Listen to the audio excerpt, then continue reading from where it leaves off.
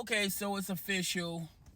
Kevin Durant and the Phoenix Suns have been eliminated from the NBA playoffs. They got swept. They got swept right off the floor by the Minnesota Timberwolves. First and foremost, let's give the Minnesota Timberwolves their flowers. You know, the Minnesota Timberwolves as an industry, well, as a team, organization, excuse me, they did it the right way. Okay, they drafted a lot of their core players. And yes, they did, hit the free agent market. They wasn't trying to make a big three. I think Ant is going to be extraordinary. Cat is going to have a monster career with the Minnesota Timberwolves. As long as you have those two there with that coaching staff and the rest of that roster, the sky's the limit for the Minnesota Timberwolves. The Minnesota Timberwolves have the capabilities of beating the Utah Jazz and the Denver Nuggets, and we're going to talk about the Denver Nuggets a little bit later. But Kevin Durant lost last night, and it ends an era of player empowerment, the big three. It also ends an era of Kevin Durant's dominance, as well as LeBron James. Okay, and allow your boy to explain. And it's funny to me how everyone says that, oh, well, Michael Jordan then was allowed to have player empowerment and they can form their own big three. People wouldn't have a problem with it. The Showtime Lakers, they were a super team. The Chicago Bulls, they was a super team. The Detroit Pistons, they were a super team. Fellas, I have no issue on who organizes a super team. I don't care if it's the organization. I don't care if it's the head coach. I don't care if it's the player. But when you keep seeing player empowerment thrown in your face, and you keep seeing how the Golden State Warriors could have easily dismantled the Chicago Bulls, or the Miami Heat with LeBron James could have easily beat the Chicago Bulls, the Detroit Pistons, the Boston Celtics. The list goes on and on and on. A lot of people don't realize a lot of those teams that they mentioned that were there in the past, those teams were homegrown. They did it the right way through drafting. Now, if there were players that left key players, if there were teams that left key players on the board for Los Angeles or Chicago or Detroit to come along and pick them up later in the draft, then you can't sit up there and say that this is one-sided, okay? Because all those teams could have had the opportunity to pick that player. They chose not to. Michael Jeffrey Jordan was not a number one player. People seem to forget he wasn't drafted first. Portland went left. They went the other way. They left Michael Jordan on the board. So is that Michael Jordan's fault, or is that the organization that did not pick the best player in that draft? And clearly it was Michael Jeffrey Jordan. Now I feel like would Michael have the same success, with Portland than he did with Chicago? That's another video for another time. But I want to mainly focus on this super team nonsense, this player empowerment, where the players were pretty much running the league. And let's just be frank, let's be honest. I don't like a league where the players run the league, or the organizations run the league, or the owners run the league, or even the fans running the league. Because when it's one-sided, it ruins the experience for everyone else. It ruins the opportunity for other organizations to get a bite at the apple. And if you look at the NBA right now, it's just not your favorite 5 teams that's going to always win, have an opportunity to win the chip. It's not your favorite player that's always going to get the most opportunities, the most bites on the apple to win the chip. This is anybody's ball game. And it's been like that for the past couple of years. I say about 3 years. And in large portion of the NBA, surplusing rules that, if teams want to create a super team, they're going to have to give up a lot of their draft picks, a lot of the players that they drafted just to get those 2 players. It's extremely hard to get 3 players on one roster, 3 good players on one roster. And you just notice it with the Phoenix Suns. Now, when the Phoenix Suns, got Kevin Durant, and then got I forgot his name, the guy from Bill from Washington, and they already drafted their core superstar, and I forgot his name, but it'll come to me later. Everyone thought that this was going to be the team that was going to win the title. And I had concerns for the Phoenix Suns. One of my concerns was they didn't have a point guard. With all of that, of all those weapons, they didn't have anyone that can, be a floor general. And they were limited on size, and that bench was destroyed. Just getting Kevin Durant and Beasley over there, they had to give up so much to get those players. All right. Now, there's a report out there that suggests that the Phoenix Suns are going to be paying heavily in cap fees, and there might be a possibility. I don't care. I don't know how big the possibility is that Kevin Durant may be on the trading block. And a lot of people are suggesting that there's a handful of teams that would take a Kevin Durant. And there's a possibility that he could return to Oklahoma City Thunder. I think the Oklahoma City Thunder are not interested in Kevin Durant. I think the Oklahoma City Thunder, with all those draft picks and the players that they already picked, Sam Presti has been on his A game, replenishing that roster. A lot of people thought that, the Oklahoma City Thunder and Sam Presti was going to be in a hell. It's going to be a long time for this organization to compete, because it's Oklahoma City. No superstars are interested in going there. And 2, they was getting rid of the superstars that they had didn't want to be there. Kevin Durant, went to Golden State. James Harden went for the money. He went to the Houston Rockets, and he's been bouncing ever since then from team to team to team. And Russell Westbrook was the only one that had some type of loyalty to the Oklahoma City Thunder until, he just got tired of losing, and, they drafted him out of there. All right. But Sam Presti has been flipping these picks, and he's been hitting the mark on a lot of these picks. And you look at the Oklahoma City Thunder, they can compete in the playoffs. Now, do they have enough talent to win a title? We have to give them a couple of years to see what they have, but they can compete. And, throw in the Los Angeles Clippers trying to create a super team. It's as of right now, it doesn't look like it's going to work. All right. And the same thing with the Bucks. But this notion that you have to get 2 of the best players, and you just fill those 2 players with whatever you can fill them around, that should be enough. If you look at Minnesota, not Minnesota, but the Milwaukee Bucks, they're struggling. There's a possibility that they can lose that series. There's a possibility. And they have no defense. They've given away all their defensive talent just to get Dame, a scorer alongside Giannis. And that's proven to be not a good trade.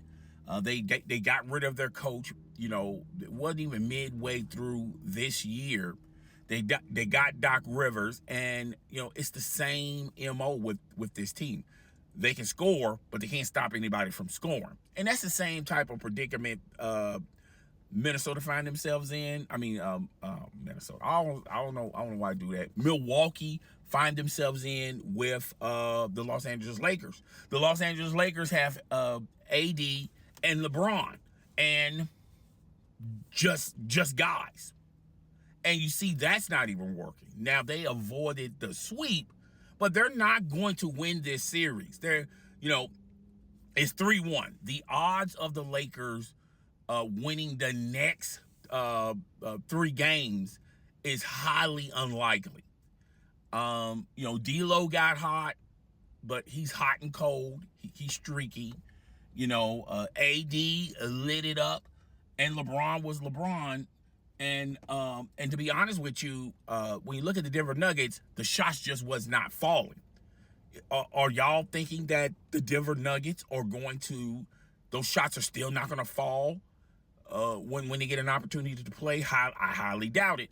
And the Lakers don't have the personnel or the talent to stay in front of the Nuggets. They don't have a traditional big man that can give Jokic some nightmares down low. But, Jokic, he plays all around that court. You need a big man that's going to be able to follow him. And they don't have that guy. AD doesn't want to be the big man. AD wants to be a 3. You got LeBron James, he is the way how he's phoning it in. He's basically saying, I already got my accolades. I got my titles. I got my achievements. There's really not that much for me to do other than play one more year with my son, and then I'm going to call it a wrap, okay? And the Lakers are not going anywhere, folks. The Lakers are not going anywhere because in this current climate, you have to hit on your draft, okay? The draft pick, these picks are more important than gold. Okay, you just can't just give them up and give them away just to get a Kevin Durant or a Giannis or whoever, okay? But when you talk about Kevin Durant, Kevin Durant had an opportunity to stay with the Golden State Warriors. Now, would have won their 4th title with Kevin Durant? I believe so, if Kevin Durant would have stayed. Would it have been hard for Kevin Durant to coexist with, with Green, Draymond Green? There's a possibility there. Would the organization have to force to figure out, well, who's more valuable, Draymond or Kevin Durant? Would they have to? I think cooler heads would have prevailed and Draymond would have stayed. I think KD overreacted. He went to Brooklyn because he wanted his own team. He got his wish. He wanted players he wanted. He wanted Kyrie. I thought that was an unusual match because, KD fits with a guy that like a Steph Curry. He fits more with Klay Thompson and Steph Curry than he did with Russell Westbrook or Kyrie Irving, someone that dribbles and just leave KD on an island. Okay. I thought he figured it out when he was with the Oklahoma City Thunder. He had some success with Golden State. He thought that he was the ish, went to Brooklyn, and the rest they say is history. I think there's going to be a documentary when 10, 20 years are down the road, ESPN or whoever, they're going to have a documentary, and they're going to talk about what could have been for KD. And KD, if he had to do it all over again, he probably would stayed with the Golden State Warriors. And this just goes to show that you need to appreciate your opportunities when you get the bite at the apple when you want to win a title. I think Phoenix, even though they got their big 3, they just don't have enough draft picks to replenish that roster, and they don't have enough talent to flip to get younger and to get younger and younger talent. Okay, they're just kind of stuck in the middle. They're stuck like Chuck, and they can switch coaches all they want to. They can switch, front office personnel all they want to. It's still going to remain the same. When you look at the Minnesota Timberwolves, they got the bulk of their talent through the draft, and they picked the right free agents. When you look at the Sacramento Kings, even though it was a down year for them, they have an opportunity to compete in the playoffs. When you look at the Oklahoma City Thunder, they're younger. They built Sam Presti built through the draft, and this, they got like 10 years of competition against other teams, and they can compete very well and go very deep in the playoffs. They're gonna get their bites at the apple. Okay. When you look at the Houston Rockets, they're a young team, but they're in the same situation and in the same boat as the Oklahoma City Thunder. I think the Memphis Grizzlies are going to have to start it all over again. I think they need to, whatever talented players that they have, it would not shock me none if they start all over again and just, build I just think the Memphis Grizzlies are not the same team they were 3 years ago.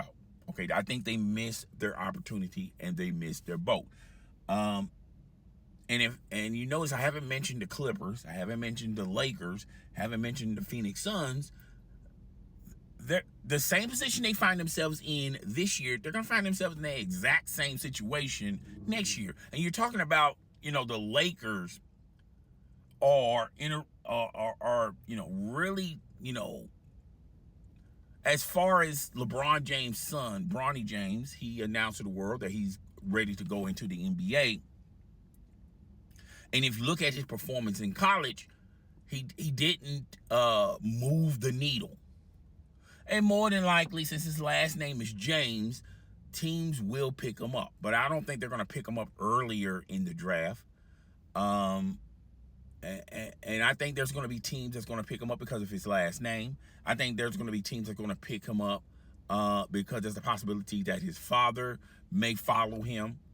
And I think the Lakers are going to pick him up just to make LeBron James happy. But they're picking him up for the wrong reasons. Can he help a roster? Can he help a team? And what I've seen thus far, I don't see it. Okay? I don't even see him being a role player. All right? He just got a lot of work to do, and who knows? All this can change with the right organization and the right coach. Who knows? They may squeeze a little bit more juice out of that orange. All right, but if you look at Kevin Durant and the situation he finds himself in, jumping to another team is not going to help you.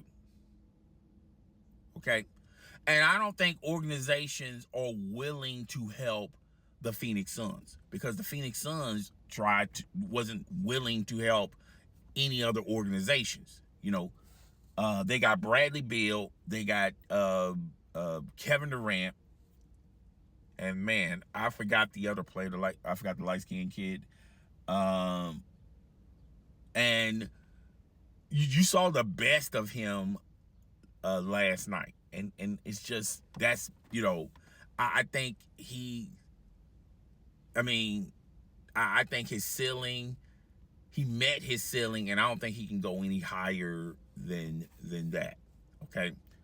But Kevin Durant, this is a sad order of affairs, because Kevin Durant finds himself like LeBron James.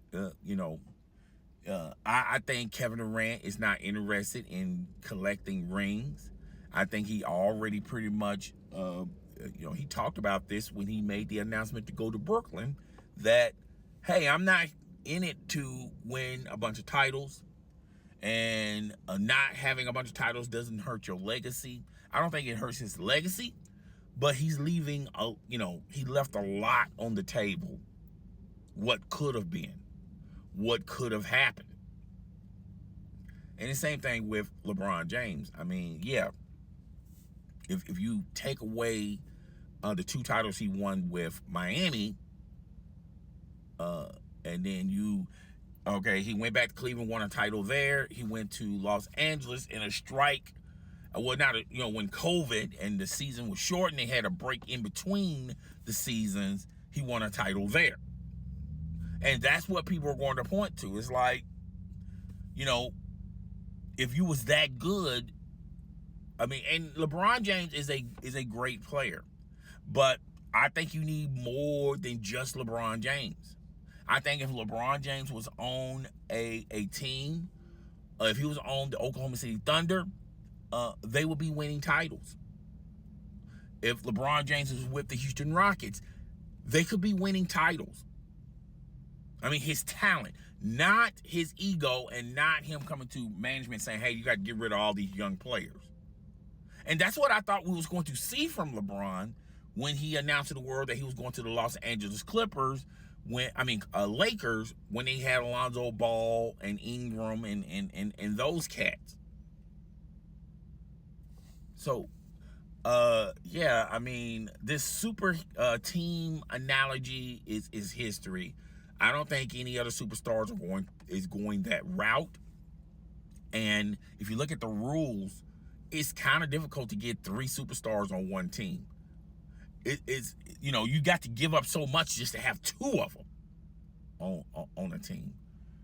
But yeah, I mean, I don't know what else Phoenix can do from here other than pay the salary cap and keep. I mean, Phoenix has no choice but to pay the salary cap just to keep all 3 of them there, because that's all they have. I mean, they don't have anything in the pipeline, and they don't have enough talent to stockpile to get even better talent. And they're stuck like Chuck, just like the Lakers. But guys, tell me what you think. Rate, comment, subscribe. I will see you guys on the next video. Deuces.